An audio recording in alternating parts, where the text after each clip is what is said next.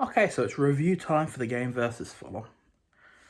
Now, the 65, I think it ended up with, percent of people who predicted Fulham to win were, in fact, correct. But with a minute to go, the least predicted score was possible. The draw was well on the cards. And I feel we deserved to come out of the game with a draw.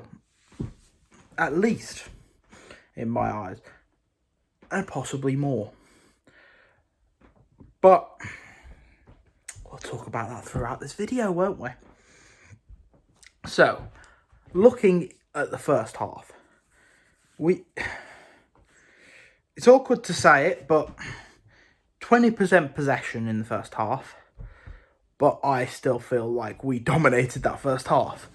We had 5 shots to their 1, I think. And we had 2 shots on target to their none. Bella was running rings around their right back and left back when he went over there. He was running rings around them. He was turning them inside and out, spinning around, pinging the ball across, putting pressure on their defence. Jude was getting in the perfect positions. Had a couple of crosses come into him. He missed a header which just went wide, which deflected wide. He had that shot that went straight to the keeper. That other shot that went to the keeper. So he had his fair share of opportunities. And in that first half, we did play well. We played much better than we have in our last couple of games. And we showed determination. It was one of those Blues playing better against better sides again. It was nice to see a change in light with the formation, playing 1 up front and 5 in midfield. It worked for a period of the game. Until the substitutions, which I guess need to be spoken about. Now, when it was a 4-5-1, and Bella was still on the pitch, and Bellingham was still on the pitch, and Hogan was still on the pitch, everything looked bright. Everything looked possible. We still looked like we could score. As soon as they brought Bellingham off, you could see a spark in the team, as if it had just, a light had just gone. Just switched off. And it didn't seem the same as Gary Gardner was trying to play that behind the striker role, which is not Gary Gardner's role. In fact, I would have preferred him to stick Gary Gardner on the wing and stick Crowley behind the striker, because I think that role would have been suited better to Crowley and would have been better off just having him on the wing. But near say, he didn't do that. Bringing off Bella was a strange decision. He was running rings around them. I guess he has only just come back from an injury, and they were a little bit worried about him, so I guess it's slightly understandable. And then they brought off Hogan, who definitely didn't look very amused with being brought off, and that's 4 games without a goal now, I think, which is a big drought for him, the way he's been playing for Blues. But I think Fulham was the type of game he looked like he was going to score in. I feel like the opportunities were there for him. The players were playing better around him. And it's very easy to have a goal drought when the rest of the players around you aren't giving you the opportunities you need. They were finally giving him a couple of opportunities, and he was running through on goal. He had a couple of chances. And I wouldn't have brought him off. And bearing in mind, we moaned about substitutions last game, saying he didn't do any. Why is he not doing subs? We were sat at home going, it's nice to see him do subs. And then the sub that just broke everything. Bringing on Harley Dean.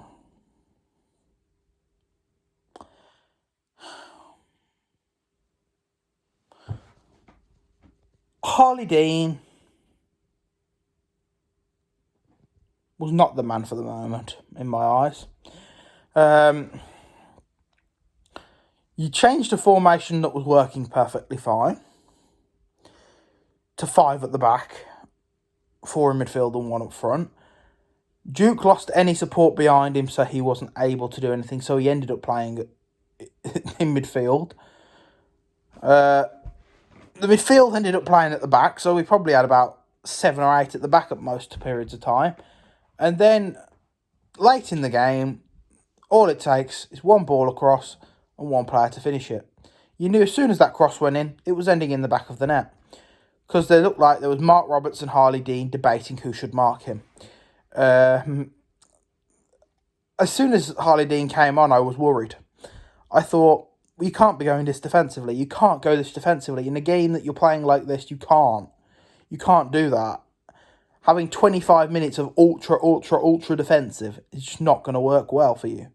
It wouldn't work well for Man United, let alone Birmingham City, where we don't have the players to do it. He went way too defensive, and that ended up being our own downfall. We went too defensive, we conceded a goal with basically the last kick of the game, and we couldn't reply. Now, did we deserve a draw? I would arguably say yes. Did we deserve a win? It's there, but I'm not sure. Did we deserve to lose? I certainly don't think so. Camp made 3 or 4 pretty good saves.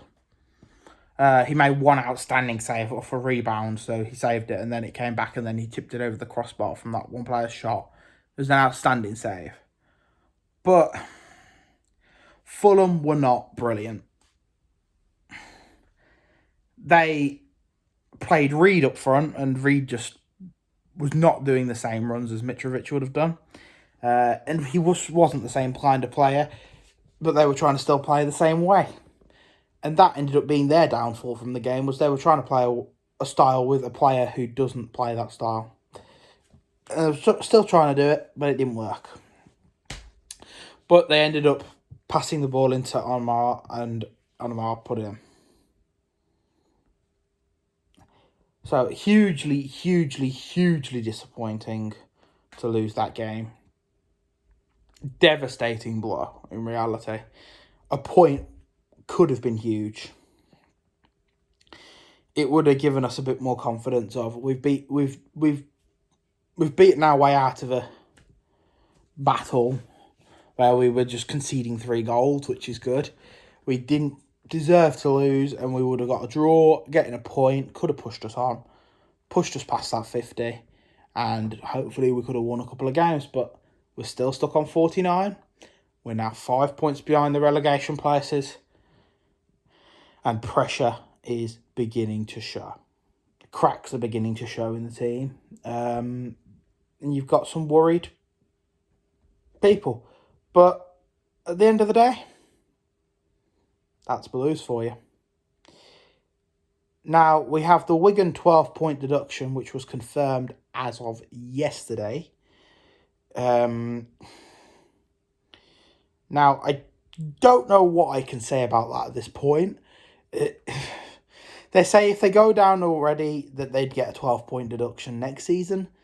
If they don't go down already, they get a 12 points deduction this season, but they're going to appeal that 12 points deduction. So I guess at this point, nobody knows. But I'm not sure you're going to be able to win an appeal against the EFL on a 12-point deduction for going into administration. Them the rules. But hey-ho, who knows what comes next? That's the EFL for you. Them losing 12 points may just keep us up. But I would prefer we did it our own way and stayed up by a couple of places. Anyway, on to Wednesday. I think it's Swansea. Might be wrong. But we've got some big games coming up. Hopefully we can get some 3 points somewhere. From somewhere. Anywhere.